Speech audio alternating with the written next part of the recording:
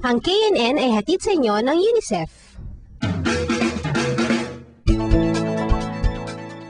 Mula naman sa Mindanao, saludo raw ang Sarangani Province Bureau sa mga organizers ng isang paligsahan sa pagsusulat para sa mga school papers.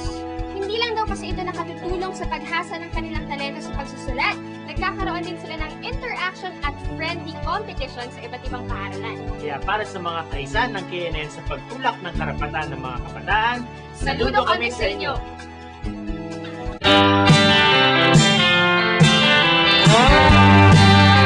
Isang bihirang pagkakataon ang makasali sa isang Regional Schools Press Conference o RSPC dito sa Region 12.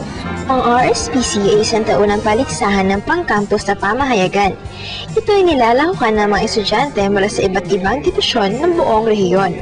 Tukol sa paligsahan sa pagsulat ng news, features, editorial, at balitang pampalakasan, nagpaplang dito ang paligsahan sa editorial gardening. Naisipan kong sumali dito kasi gusto kong ma-enhance yung ability ko sa pagsulat at saka ma-develop yung mga skills na anong meron ako.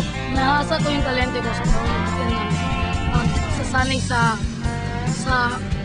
talento ko na sumulat ng editorial at tinuturuan din kami kung paano ang tamang pagsulat nito. Natutunan ko ay pagsusulat ng sports writing dahil ito lang yung makakaya kong gawin at pwede ring iba pero ito yung nahiligan ko talaga.